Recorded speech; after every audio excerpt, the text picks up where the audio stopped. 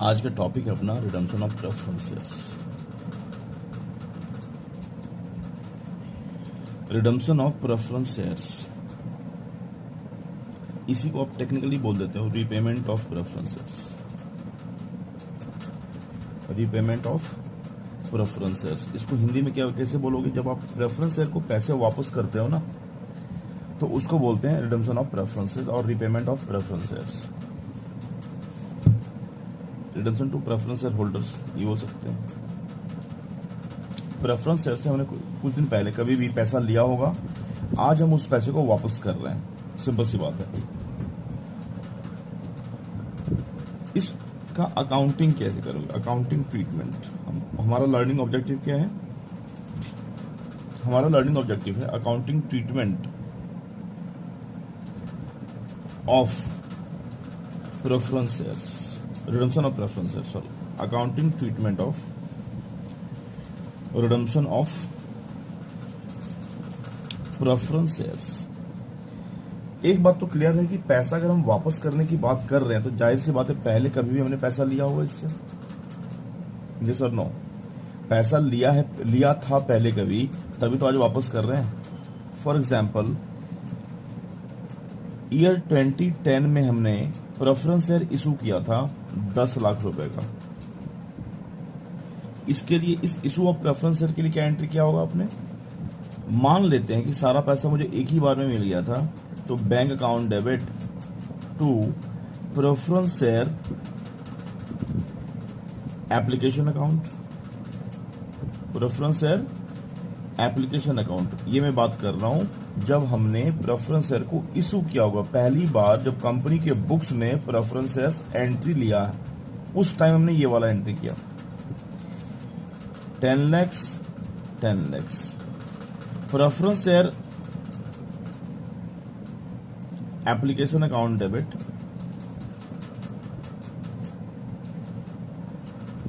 To preference share capital. Okay, ये 10 lakhs है। जैसे आप जिस डेट में आपने ये वाला एंट्री किया, अगर उस डेट में आप कंपनी का बैलेंस शीट बनाओगे तो आपको वो बैलेंस शीट में प्रेफरेंस शेयर कैपिटल कहां दिखेगा? लायबिलिटी साइड में। कुछ देर के लिए फॉर्मेटिंग को भूल जाइए कि शेड्यूल 3 का फॉर्मेट क्या है। Ultimately preference share capital company के पॉइंट ऑफ व्यू से अगर सोचिए तो क्या है कंपनी के लिए? एक लायबिलिटी है। लायबिलिटी क्यों है? बिकॉज पैसा आज कंपनी को जरूरत था, तो कंपनी ने पैसा रेज किया bye issue of what? Equity, preference shares. Okay, आपने प्रेफरेंस शेयर से पैसा रेज कर लिया, आपने एंट्री भी पास कर ली और उसको एज अ लायबिलिटी दिखा भी दिया। Is this okay? नाउ आपने जब प्रेफरेंस शेयर इशू किया था उस टाइम आपने प्रोस्पेक्टस इशू किया होगा। प्रोस्पेक्टस में आपने ये बोला होगा कि हम जो आपसे पैसे ले रहे हैं किस पर्पस के लिए यूज करेंगे, नंबर 1। नंबर 2, आपने इस पैसे को कब वापस करना है? 10 साल, 15 साल, 20 साल, कब वापस करोगे? तो बोला कि आपने 10 इयर्स के बाद ईयर 2020 में इसको वापस करना है, रिफंड करना है। रिफंड करोगे तो इसी रिफंड को क्या बोलते हैं? रिडीम करना बोलते हैं। रिडम्पशन बोलोगे, इसी को क्या बोलोगे आप? रीपे करना बोलोगे। I hope this is okay to all of you. तो जब हमने इशू किया था तो इशू वाला ये सब एंट्री हमने किया होगा। ओके, इस accounting for issue of preference shares and accounting for issue of equity share में कोई फर्क नहीं है। जो आपने इक्विटी शेयर के इशू में सीखा था सब कुछ एज इट इज अप्लाई होगा in case of preference share capital. Okay, अब बात आती है कि जब हम प्रेफरेंस शेयर को रिडीम करेंगे ईयर 2020 में, हमारा अकाउंटिंग ट्रीटमेंट क्या होगा? यहां पर हम खड़े हैं आज के डेट में, हमने प्रेफरेंस शेयर को रिडीम करना है, वापस करना है पैसे। तो वापस जब करोगे तो अकाउंटिंग एंट्री, अकाउंटिंग ट्रीटमेंट क्या होगा? ये हमारा पर्पस है। ओके, तो अब हम स्टार्ट करेंगे अपना journey for redemption of preference shares. Thank you.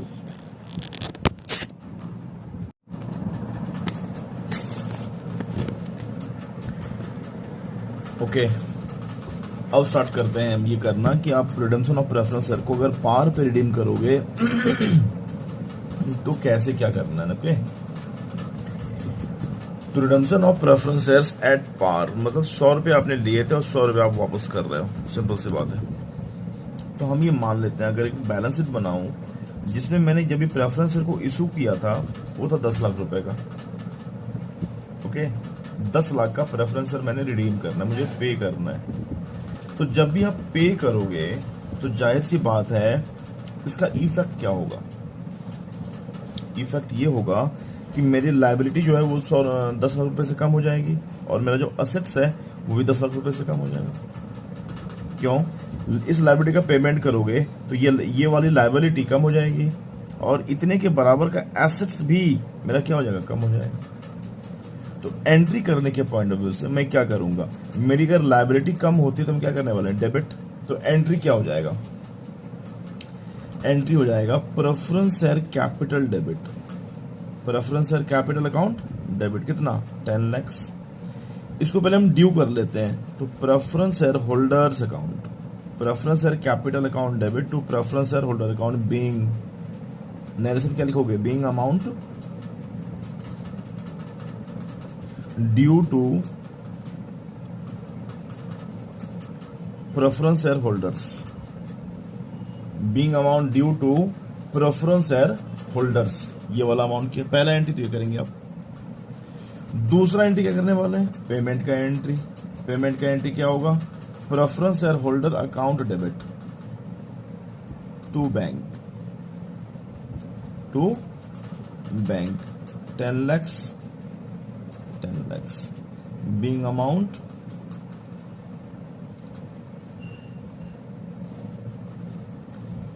paid,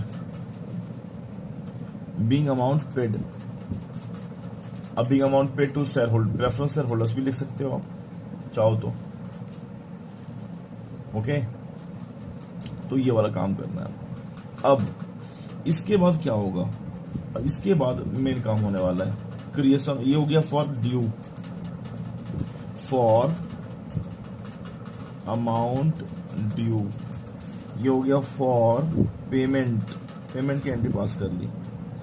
जब भी आप प्रेफरेंस शेयर को रिडीम करते हैं at par, out of divisible profit, out of divisible profit, ये 2 एंट्री तो करना ही है आपको।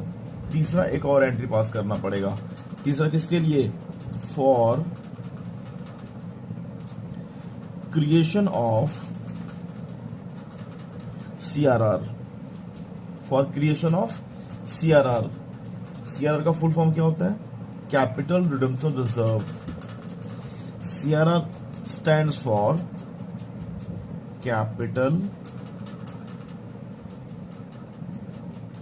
Redemption reserve. Okay, now the question is this कि हम क्यों बनाएंगे। 2 क्वेश्चन है यहाँ पे, वाई सीआरआर, और अगर बनाएंगे तो कितने रुपए का बनाएंगे, for amount for which CRR is to be created, CRR is to be created। CRR कितने का बनेगा, तो वाई को ना कुछ देर के लिए भूल जाइए आप, वाई को आप कुछ देर के लिए भूल जाओ। ओके, क्यों बनाते हैं बाद में बात करेंगे इस पे।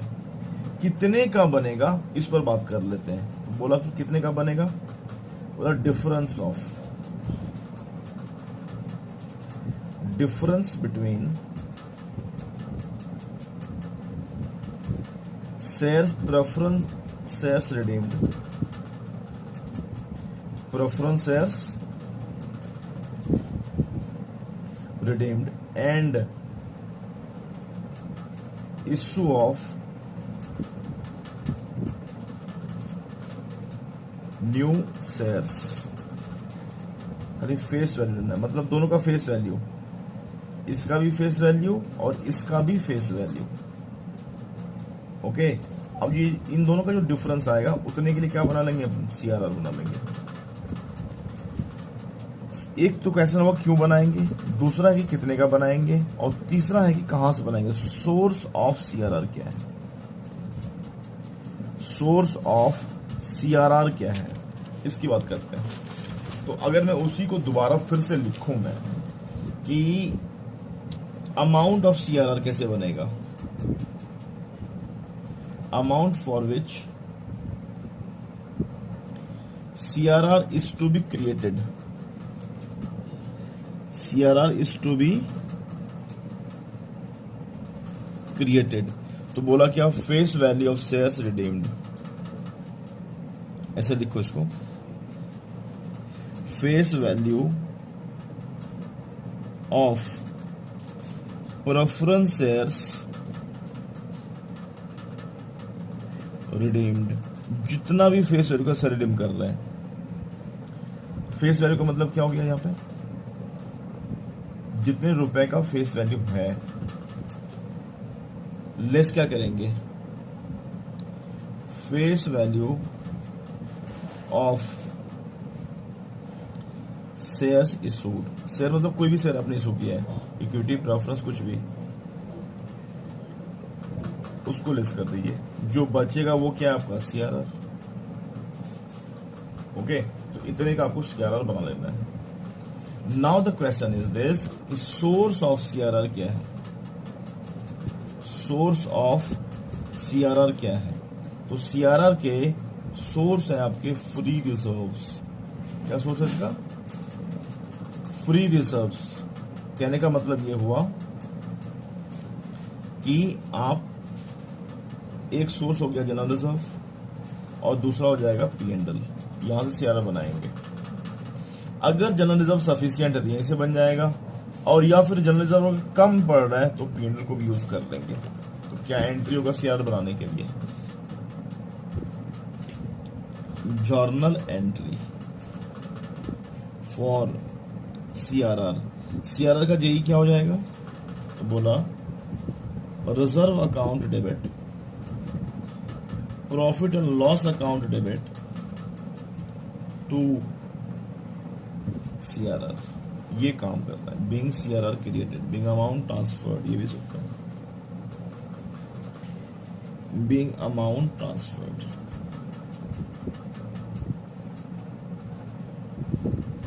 ओके, आई होप आपको ये बात समझ में आई होगी। नरेशन हो जाएगा being amount transferred. I hope this is okay. अगर कुछ डाउट होगा तो मुझे कमेंट सेक्शन में या कॉल करके आप पूछ सकते हैं, कोई दिक्कत नहीं है। ओके, तो इन टोटल अगर मैं बात करूं, समरी करूं, समराइज करूं अभी तक जो हमने पढ़ा है कि redemption of preference shares, redemption of preference shares at par. क्या क्या किया इसमें मैंने, जेईज के पॉइंट ऑफ व्यू से, एक जेई ड्यू का किया मैंने, दूसरा पेमेंट का किया मैंने, और तीसरा CRR का किया। ड्यू के लिए एक एंट्री लगेगा,